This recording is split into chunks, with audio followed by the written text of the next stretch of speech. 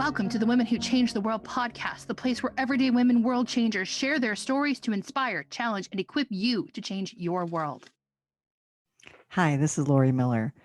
I'm coming to you today with excitement for our first ad, and here we are on Samantha's podcast. So thrilled. So to tell you a little bit about ourselves, we're a tea boutique company, mother and daughter, Victoria and myself, Lori. We're a team My Loyal Tea Company, might as well say that here.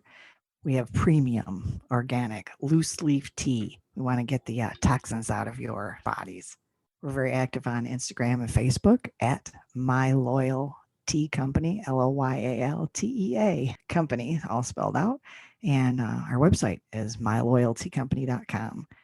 So come join the fun. And here we have part 2 of this wonderful interview. It had so many amazing things that to cut any out would be sad. There will be a bit of overlay from the previous episode, but that's to keep the conversation having flow and continuity. And with that, we are back. Okay, so I want to walk through a scenario of a couple of things that I have and I'm working on dealing with and kind of how to get rid of them or whether to get rid of them. First off, I have a table. It's too small for my family, but it was built by my great-grandfather. Okay. I love this table. My grandmother sewed on this table. Yes. Mm-hmm. Yes. Okay. It is we've been using my husband's table instead of my table. He got a 70-inch diameter round table. That's like a 125-year-old table. It's a beautiful old table. And I have, because I have so many kids, I have a vision of having like a game room where they can play games at the tables. Because we play games all the time. So we play board games, card games. We are a gaming family that way.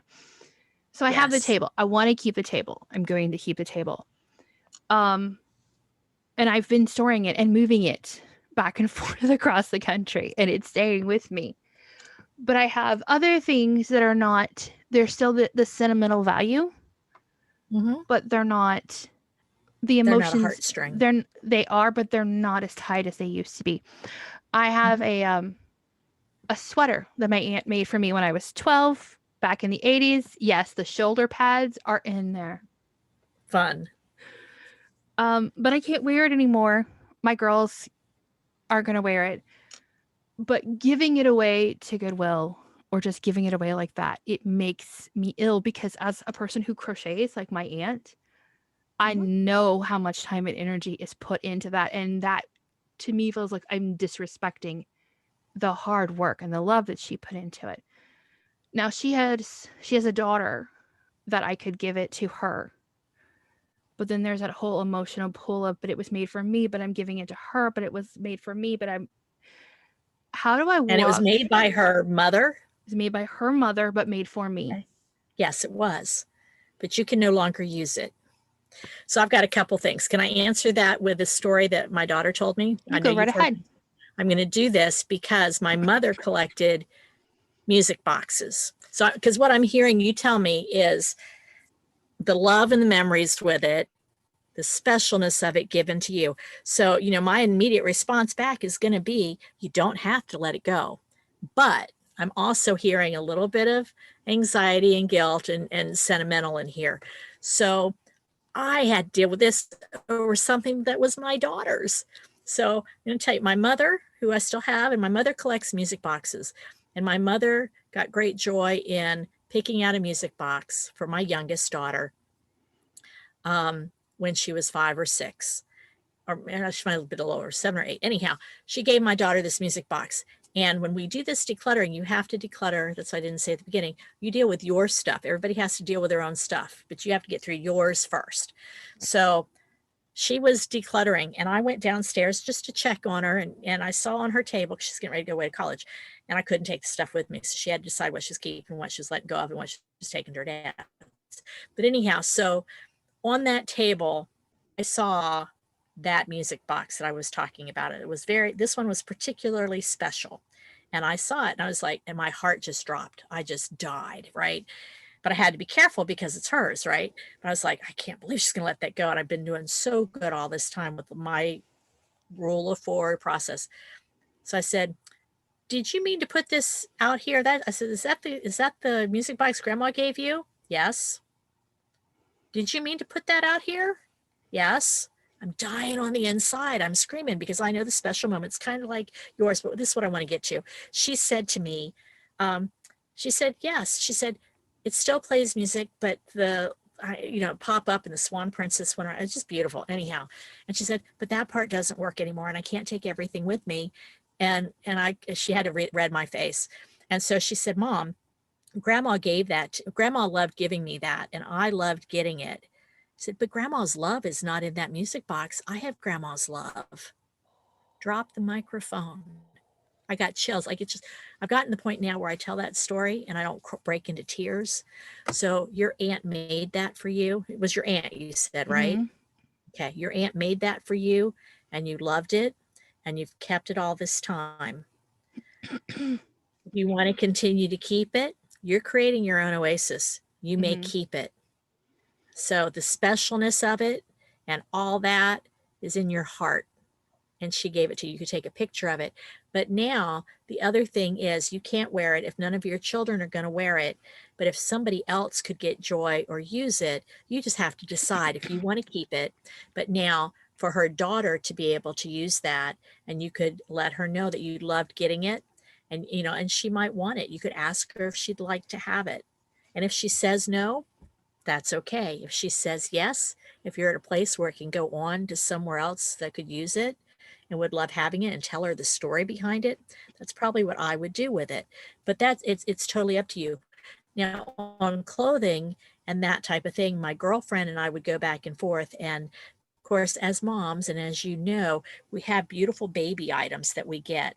And my girlfriend had a son and a daughter. I had two girls, so like all my older girl stuff kind of went to my younger one. So I know you understand, how we repurpose and redo. But a lot of those clothes she had them washed, and she always took good care of stuff. Everything in box in between tissue paper. So that she kept them all these years, like 20 some years. And then she went to give it to them. Well, her grandson was born in a different season than her, like one was summer, one was winter, vice versa. So the sizing of all the clothes were never going to work. And when they opened them up, even though they were well made, etc., and cleaned, all of a sudden that the spots you couldn't see from way back when were showing up. So some of the things were spotted because babies, and the elastic, even though she'd kept it perfectly, the elastic didn't work as well. And so all these things had happened. So she'd kept this all these years. And so I kept that in mind when I was going through, and I kept certain things that my girl's grandmother, my mother-in-law at the time, had made, and certain things that were very special, like the christening gowns. Those things I kept, Right. but I had a whole bunch of other clothes that were still, and I went ahead and because I had an estate sale, and one lady came through, a grandmother, and said, oh, I wished I could have made these types of things for my girls. These would fit. And anyhow, she was thrilled to death to get those. And it did my heart good. And when my oldest son finally decided it did matter to her, she said, I can't believe you let all those things go. And children, she's going to be turning 30.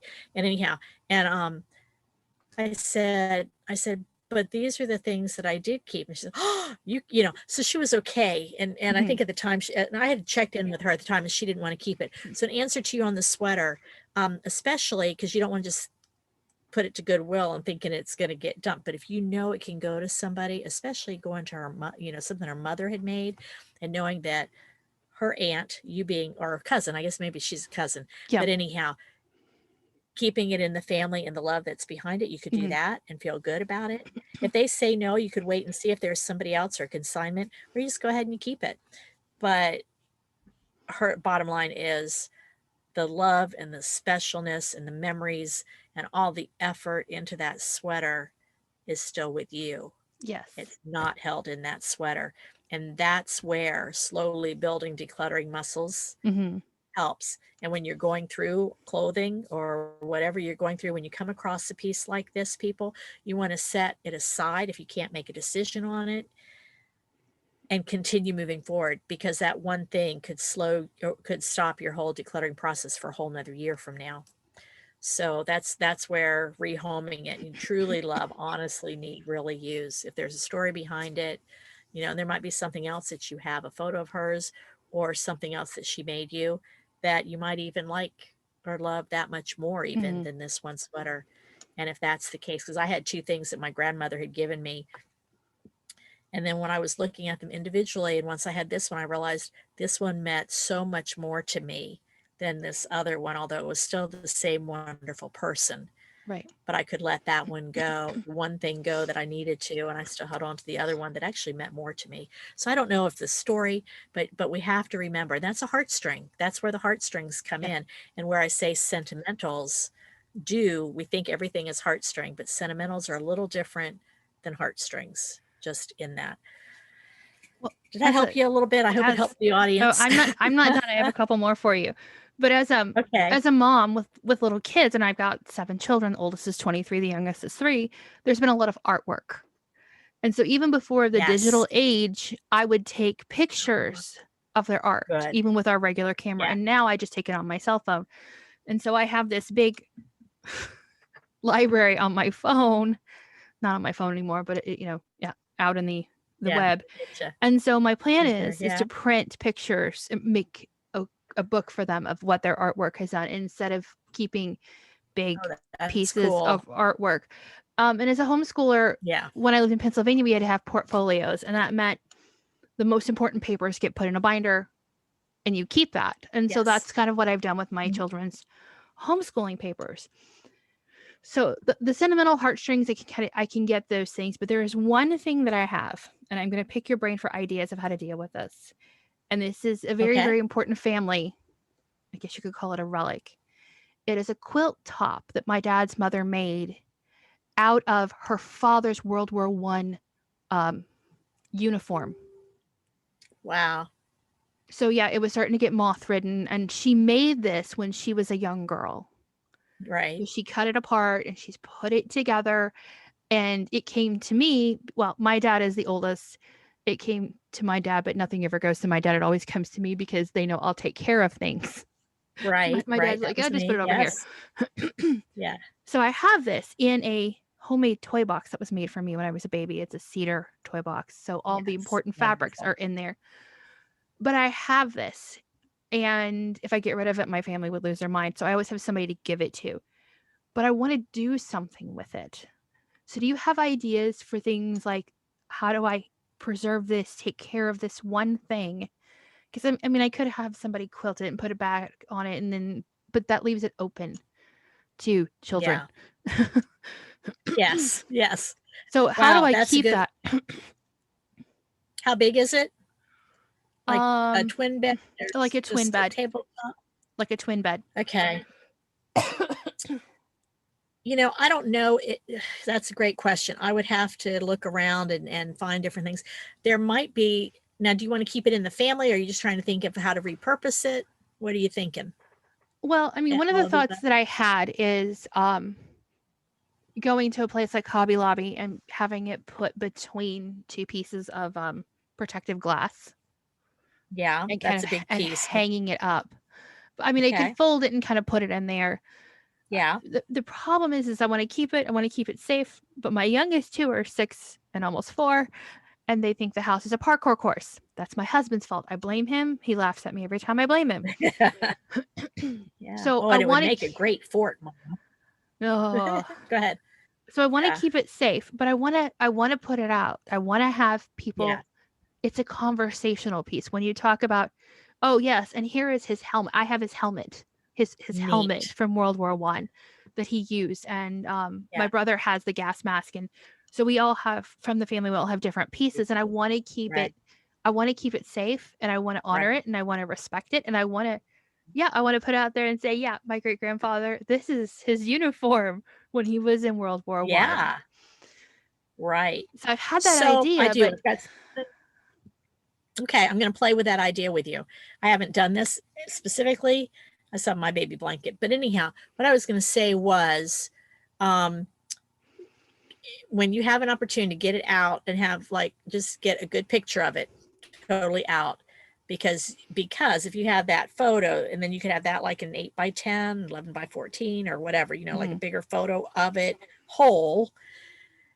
And then I wonder, I don't know if there's a section on it that, that might have more like a particular quilting part of it that you like even more so than something else. Cause you could have it done like in a shadow box. They do kind of like what you're talking about between the pieces, like for the old baby christening gowns and that type of thing. You could check with, if you can find a quilting society in your area or museum, something that does more like old preserving of costumes and old whatever, you could do that. Even the reason I asked if you needed to have it like smaller as opposed to having the whole big thing, but that's what I was thinking. If you could display it like in a, how they have the flags for the military families in the triangle, that's what I was thinking. If you could fold it a certain way to show some of the stitching and where it's not like getting threadbare, but have it in some type of protective to help protect it against mold and mildew Light. and bugs and kind of yeah. Well, and the glassware that you can do now will let you, of course, be able to see it, but it protects Right. from the sunlight coming. I would get into that with Mark a little bit with his paintings and that type of thing. So they definitely have that, and you want it to be, but figure out how you want to get it displayed. And I think you could do that. But then even if it was just a smaller piece, you wouldn't have to just cut a piece from it if you can get it, because it's probably not super duper thick. I know their batting and stuff was thinner back in those days, but you could probably figure out how a quilting society might be able to help with that, how you would want it folded, put it in, have it put like in a shadow box, everything, or preserving, however size you want it to be, but then having the picture of it in its fullness so people know Ooh, I that like this that. is in its full whatever. And then if you happen to have articles to go with it, but that way you don't have the whole massive thing out there. I mean, but you're still preserving it and keeping it. Yeah, Preservation Society could help with Okay. that, Then I possibly. could borrow Mhm. pictures from my grandma and get copies made and better return them. Yeah, My aunts and uncles will yeah, be and it would be listening. really neat if there's any photos. Yeah, it'd be really neat if there were any photos of him actually in his uniform. I'm sure somebody has one somewhere, because if you had, this is how he wore it, this is what she made, this is here, but we wanted to preserve it and it's there. That's probably what I would look into doing Okay. off the top of my head. If Well, I think of something else, I'll get in touch with you. I have 2 more questions for you. Okay, I've got all day. I feel So bad for your listeners. Hopefully this don't is feel helping bad for everybody. them. You're giving great information. I hope so. So this is something that you and I kind of talked about before. I'm starting out, but my stuff is everywhere, and I'm not moving from my house. I'm staying in my house. I want to do this while living with my house, with all the people, with the animals, with the life. So how do I start Right. doing this? I know I may not be able to make it in 31 days, but how do I start doing this without walking into that, like your room you talked about, walking in going, oh my goodness. Yeah. I'm starting in my house as, oh my goodness, how do I start this while living in the house and not moving out of it? Right. Well, you don't have to move out of it. That's, like people who stay. Sometimes people are moving. Sometimes they're staying right where they are. Sometimes they're going smaller. Sometimes they're going bigger. That doesn't matter.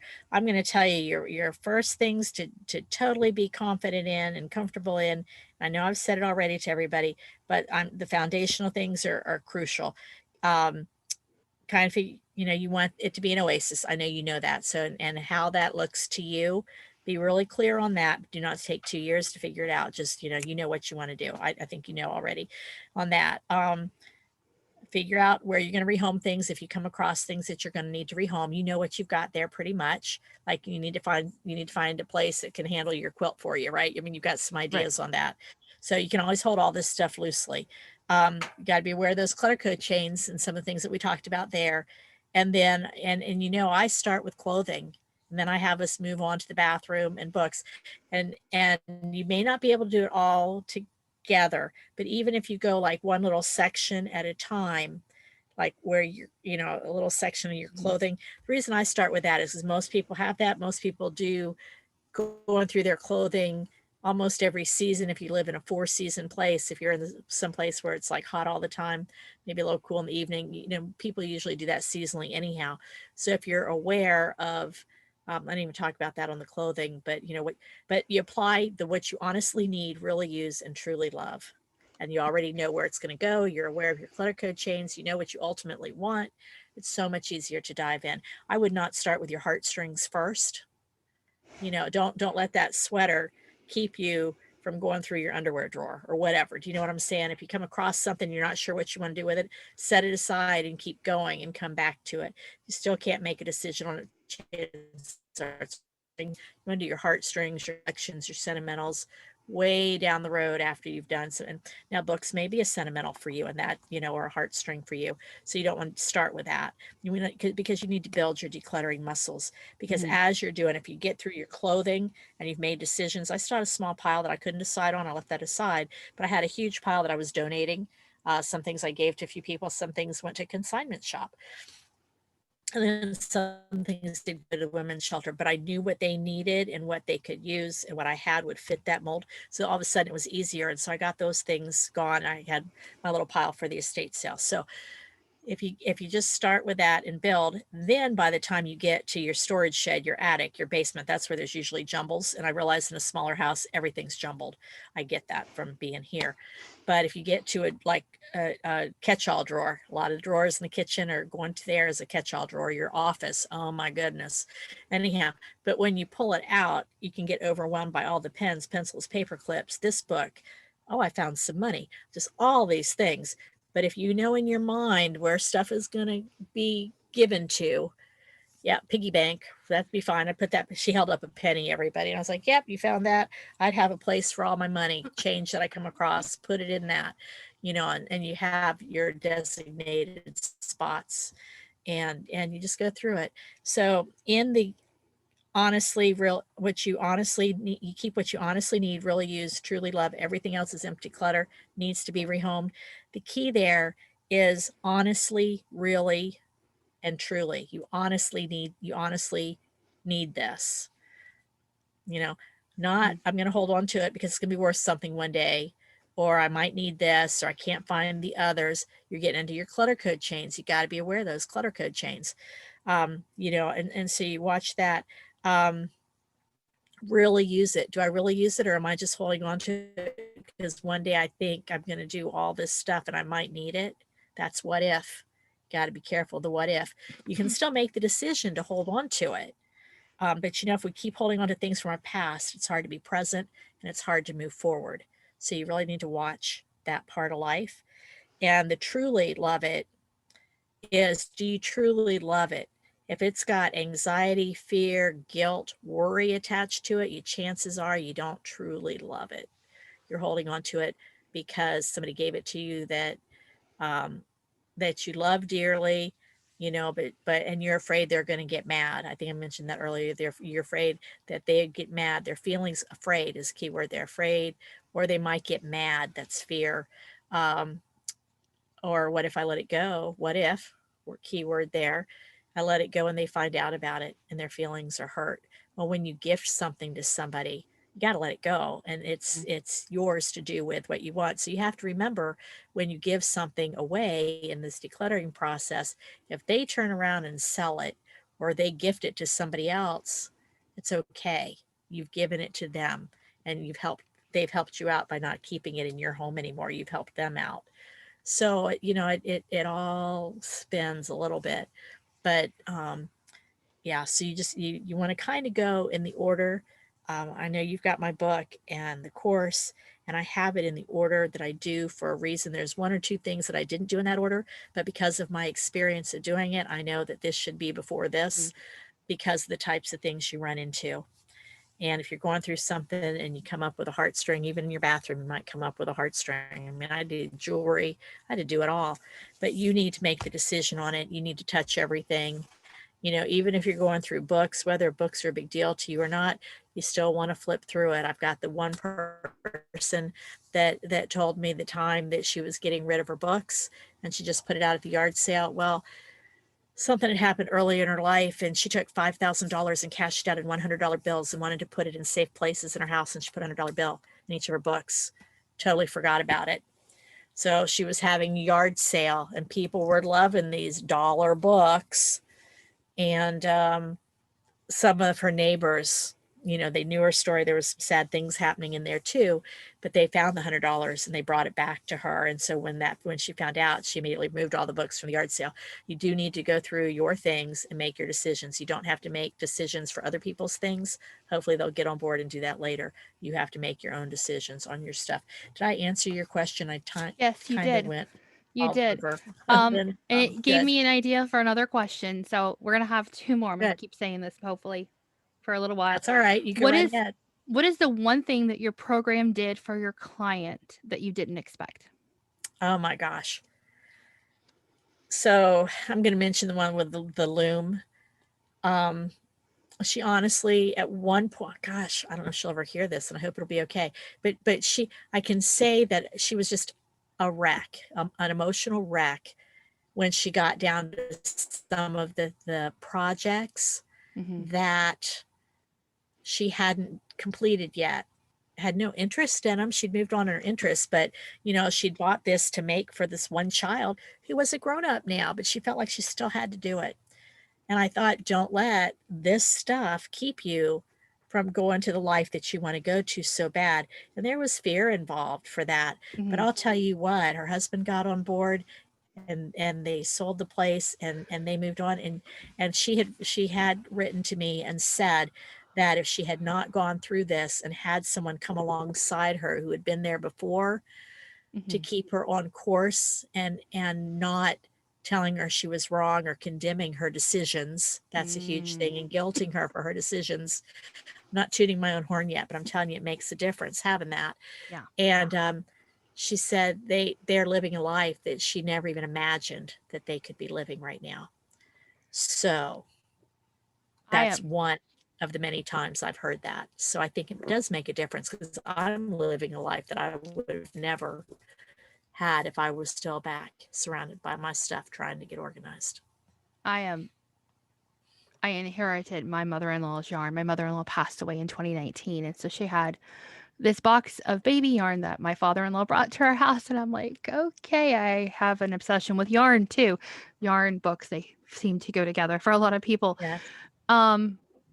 And they were, on the one hand, it's like, it's my mother-in-law's yarn, it's my husband's mother, it's that whole emotional thing going on there. But so I picked through it, got rid of the stuff that I would never use, handed that off to people that I know would use it. Good. And then I had this baby yarn left. Well, my mother-in-law, before she passed away, she wasn't able to finish a blanket for my youngest. So I took a project she had started, used the yarn that was there, and finished it. And now he has a blanket that was made started by his Grammy and finished by me. Well, come to find out, my husband's cousin is expecting a baby. And so there's no quilt coming. There's no blanket coming. There's nothing, because my mother-in-law passed away, and 22 days later, her mother passed away. So they're the ones who make this stuff. So what I did is I used some yarn that I had that I knew was a color she liked, used some of the yarn that my mother-in-law had, and I used the pattern that their mutual grandmother would have used to make a baby blanket for her.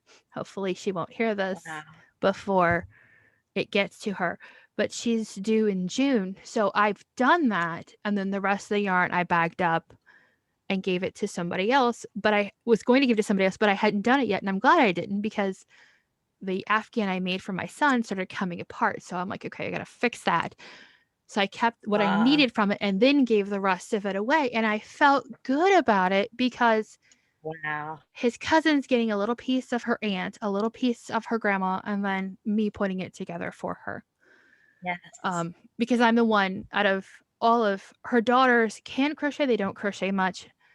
I'm her daughter-in-law. I learned to crochet from her. I actually use her crochet hooks. Wow. And so my daughters know how to crochet. And so this is an art that's being passed down this way to that part of the family. And I didn't feel like I was wasting anything. I didn't feel like I had to keep things, but I was using it in a way that would matter. Yes. And that's what you want to do with everything in your house, lady. You got it. Keep going. Sorry. So, here, my last question for you is this. For the mom who's listening that's burned out, Okay, she is just trying to survive. She is buried in her life and buried in her clutter. That was me. I know you Go ahead. have 3 things. You have your book, you have your course, and you have your membership. Oh, If yes. she's just trying to survive and you don't want her to be overwhelmed, but just to kind of be able to walk through this, where would you Mm-hmm. recommend that she start? And I know you got to consider in there that if you get the book, you're on your own. You're just doing the thing on your own. Buying the course has access to you as walking with them, and having the membership has access to you as well. So which of these 3 things would you recommend she start with? Let me tell you, my process is the same no matter where you are with me. I don't have different levels. I would say I'm getting ready to switch some things up. So by the time this comes out, if somebody, a mom, a young mom, stressed out, burned out, or even an old mom, I was an old mom, stressed out and burned out, I would say, okay, so I think that I'm all about money and value. I mean, not for myself, I mean, for the people. I would say the membership, because the membership will probably have the book, and like the membership right now, as we went through Mm-hmm. this first one, we were going through the course, and the book is kind of a part of the course. I mean, it's the Right. I had the course first, and then I did the book. I don't just do a quick story like this in the book. It's actually the process and how I did it. The Mm-hmm. course is that way. The unique part about the course is there are some people that need to do it in 31 days, and I'm in there with them, and we go through it in 31 days and we're done. But the membership has been made because not everybody can do it in 31 days. You can get stuck. I talked about, she needed 45 days. She went through the course, but she was so overwhelmed by that loom and then the house, and she just wanted access to me. So she went ahead and joined in with the membership.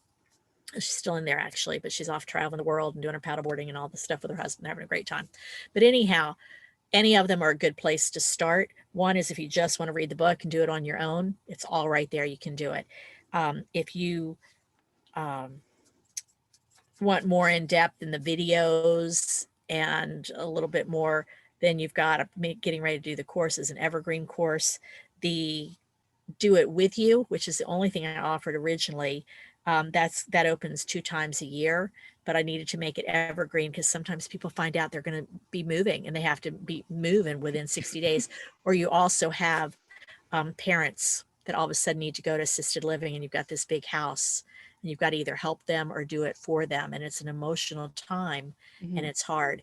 So I would say any of the 3 course parts, and then I would join the membership, because you have, I will be in there, and you have other people that are going through it at different stages, and you can ask questions. And right now it's currently on Facebook, but I'm moving the entire group over to, to just into Kajabi actually, where people will actually have access to the course, and we won't be at the other whims.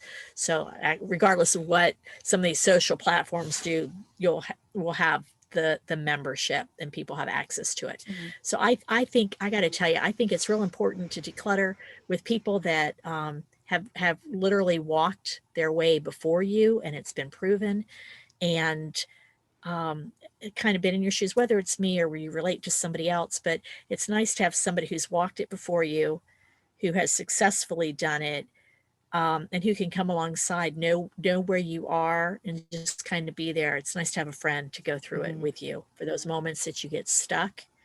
Sometimes it's okay to be stuck. I mean, in the very beginning, I would feel like I was going to paralyze out. Like every 5 minutes I was praying, and then I'd go watch an hour of the Food Network. But I had a time. Yeah, I had 31 days.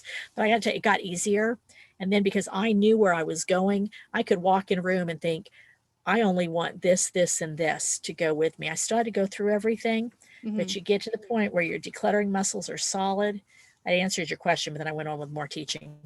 So that's the only problem with having access to me, is I'll talk everything through with you, but a little too much. So anyhow, any of the things that you mentioned, are still access to the course. It just depends on how much time you have to get it done, how much you want somebody to come alongside with you, how much effort you need, or to get it through. And I don't talk about Ruth in my book, but I couldn't figure out the estate sale. I was doing my own estate sale. The people that came through the house at the very end had no idea. They thought I was a new estate sale company in the area. They had no idea it was my stuff that they were buying and looking through and commenting on. And it was fun to hear. And somebody had passed away across the way, so they thought somebody had passed it. This house. They had no idea it was me. I want them to know because I didn't want to dicker over prices and stuff. So anyhow, and I don't know what I was going to tell you with that, but oh yeah, and it was fun because they went through and they would talk about that this person was a school teacher, or this person was a crafter, or a cook, or a dog groomer. I was all those things, but and I don't have to have that to prove that that's who I was, but I felt like I did. So I didn't really answer your question. It really depends on the person and what they need to do and how much involvement they want. And you can get with the book. And then if you decide, hey, I really want some help, then you go join the community. I think I'm doing the community just for those that need a little bit more time, a little bit more help. So I don't know. Did that answer that question? And the course has videos, so you have that interaction as well, instead of just reading it. Yes. Yeah. We've got the videos. And if you don't want to get to the point where you're thinking, I could not listen to her for another minute, especially after this podcast, which some people might, I have transcripts of the videos, so you don't even have to listen to me. You can have the transcripts, and then I've got the coursework. And somebody said, you're so detailed in it, it's too much. Just tell me to do A, B, and C.